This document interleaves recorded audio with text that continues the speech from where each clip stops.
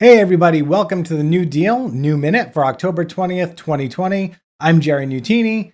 Thanks for watching. Don't forget to hit the little red subscribe button below, or at the end of the video, click on the New Deal logo and subscribe there. Be much appreciated, especially if you enjoy what you hear. So today on the New Minute, I'd like to go over something a little bit different. Usually I just go over the day's news, talk about it real quick, and that's it.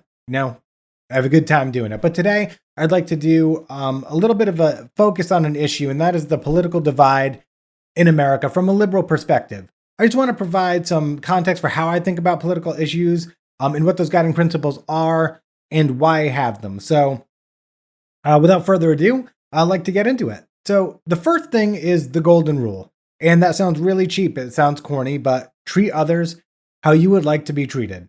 And I think about this all the time when I think about political issues, whether it be taxes, healthcare, so on and so forth. And so with all that in mind, I know it's really general, it's really straightforward. I want to move on to number 2, which for me is idealism. A lot of people knock idealism because they say it's unrealistic. And I think if you look back in history, idealism is what drives innovation. It's what drives us to be better. It's what motivates us because we know that there's a standard that we can meet that is better than what we have now. So I always try to approach every issue from the ideal perspective first. What is the best possible solution? And go from there. And usually, mainly due to how other people think, or maybe things that are so well baked into our economic system or our social system, we end up compromising because we're not willing to change those systems to meet the ideal. Either it's too painful or it's too expensive, or for whatever reason, people just aren't ready for it. But I always try to think about the ideal first. I don't undercut anything with things like, oh, well, it's just human nature for people to act that way, because I don't subscribe to those types of generalizations. I think humans can change. I think we have overcome things like human nature for centuries and millennia and will continue to evolve in that way. And I think if we're going to continue to evolve in that way, we should be addressing our politics as if that were the case. So that's what I mean by idealism. Number 3, and I don't think this gets talked about enough, but I have begun thinking recently about the concept of globalism. Growing up when I was younger, nations just seemed normal. We have the United States and Russia and China and Mexico, and we're all our own thing. But the older I get, the more I realize that, the world is a small place and we are well on our way to a global economy, to global social structures. If you're into sci-fi like I am, and you watch, Star Trek or any of the kind of futuristic stuff, the idea of nations aren't really there. You have the human race, right? From a world perspective, it's the human race, and we're from Earth. And the old United States, it's always talked about in the past tense. And those shows are like between 100 and 300 years in the future, I think, on average.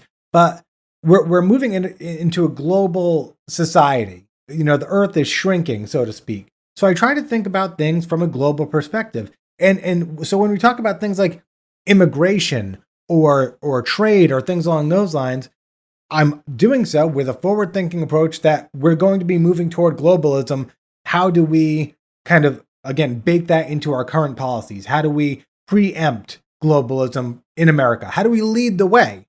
And a lot of people in America don't want to lead the way. Some people have very strong nationalism right now.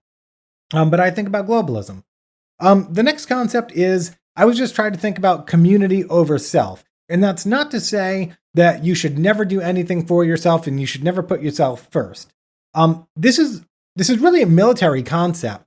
I heard it all the time in the military, in that you're only as strong as your weakest member. So you want to make sure that your weakest member is well taken care of, that that person is supported by the other people, because you can make them better. You can make their life better. And if we approached American society socially and economically with that very simple kind of, standard, we would be better. But we tend to, or some people tend to, vilify people who are poor or who don't have jobs, or, maybe just aren't as well equipped to take on life from an early age for a variety of reasons. And rather than say, well, you know what? They're in trouble. We really need to help them. We have a good portion of the population that would rather say, well, we need to cut our losses. And it seems a little bit cold. And I've issued taking that approach. So I always think that we should be looking at how do we improve society as a whole to empower everybody. Because, moving on to my next point, I feel like we need to be thinking about fulfillment over things like profit. We need to be thinking about quality of life over accumulation of wealth, because life isn't really about making money. Humans have survived for centuries with, eons, decades, whatever, without capitalism, without socialism, without communism. We survived. And these ideas, I think all of these constructs are always, always, always temporary. The Roman Empire was temporary. The British Empire was temporary. I'm sure, the American Empire will be temporary. We move on. We learn. And so with that in mind, we're getting to a point where there's there's enough food. It's just not distributed correctly. There's enough wealth. It's just not distributed correctly. There's enough work. It's not distributed correctly. So we have the resources at hand to be able to make sure everyone can live a life in which essentially the pressure to survive is lower, so that the pressure to live a fulfilling life you can have more opportunity to do so. By removing the pressure to go out and work so that you can eat at night, maybe you can make that a lesser thing because everyone will be guaranteed food in some way, so that you can go out into the world and you can explore and you can tap into the things that make you happy more often. And there's a transition there. But again, I always try to think about that when I think about politics. I think about the long game, the really long game, because at the end of the day, we need to be working towards something. Right now, I think it's really easy to say that there's in America especially, there's these ideas of competition and scarcity. For instance, if I get something, that means that maybe someone else won't get something. Or if they get something, that means that I can't have it. Or conversely, if I already have something, but then someone else is suddenly allowed to have it too, I might somehow think that then devalues what I already have. And those are ideas that are based in competition and in scarcity. And it's an illusion of scarcity because it's not really there. We have enough to go around. We have enough to distribute. So those ideas, I think we need to start pushing out of the way a little bit in favor of how do we make things better for everybody, and realizing that making life better for someone else does not mean that your life will then be less valuable or somehow inhibited in some way. We have the resources to do it. And so that's where I think we should go. And in summary, I believe as a society, we just need a plan. When you go to school, you're told, oh, well, put together a plan. You're doing a project. Well, what's your plan? You're doing a podcast episode. What's your outline? What's your plan? You're plotting your career. Well, what's your plan? What are the steps? Why don't we implement that for government? What is our plan for government? Where are we trying to go as Americans? What do we want our society to look like? What is our goal long term for American society? I don't feel like anyone ever asked this question. In 2400, what do we want American society to look like? Okay, let's build for it. Yeah, there's a lot of variables, but do we want to be a more spiritual people? Do we want to live more fulfilling lives with less work and more play because, we have the technology to do so? Do we want to phase out traditional work altogether because we have the technology to do so? We don't have a plan. And because of these things, I believe we have the divide in America. We have forward thinkers, long-term planners. We can move forward with these things because society is temporary. Our constructs are temporary and they will change. And then we have the people who say the constructs are the constructs. The systems we have in place work. They will always remain. Capitalism is the way. There's a finality to the mindset. So when you're thinking about things like taxes, when you're thinking about things like, healthcare and social programs, you have one group of people thinking, how can we improve all of this for the future? Well, we might have to morph the way we spend taxes, or maybe we need to pay more taxes. We need to change the way we do things.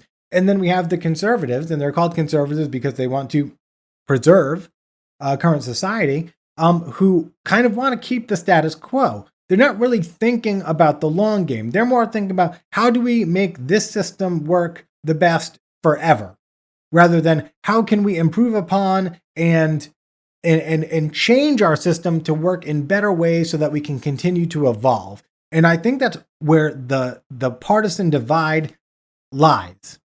You have people who just don't want to change much. They value kind of self over community, and they put a lot of stock in individual wealth, because in our current system, society rewards you for wealth. So why would you want anything but wealth? But if you change society to value something beside wealth, then you can start talking about making major changes and moving forward with more progressive or liberal mindset. And I know that's a nutshell that's really basic, and it ties together a lot of really complex things. But when I'm here on the New Deal and I'm talking about taxes going to 70% for the wealthy, that's because I believe, money should be distributed better. 1% shouldn't have it. You earn what you earn to an extent, and after a while, it's ridiculous. And then we need to take care of society. We need to take care of everybody. And again, these are ideas that are pushed in the U.S. military. These are ideas that you see in every fantasy type of movie or novel that you read. There's this idealism, and for whatever reason, it doesn't translate from the military into society. I mean, a lot of stuff from the military does. It's maybe the wrong stuff. So this is one small thing that the military does right that we could incorporate.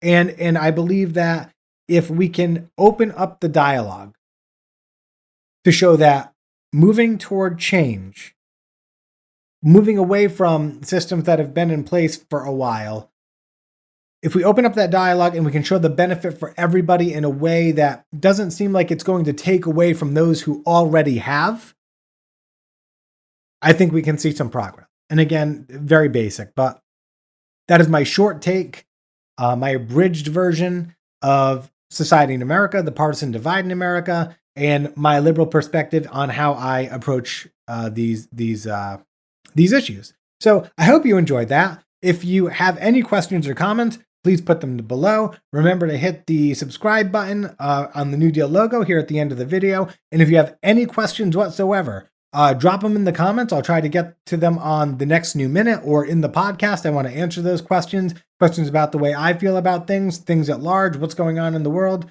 Let me know. So thanks for watching the New Minute. I will talk to you guys tomorrow.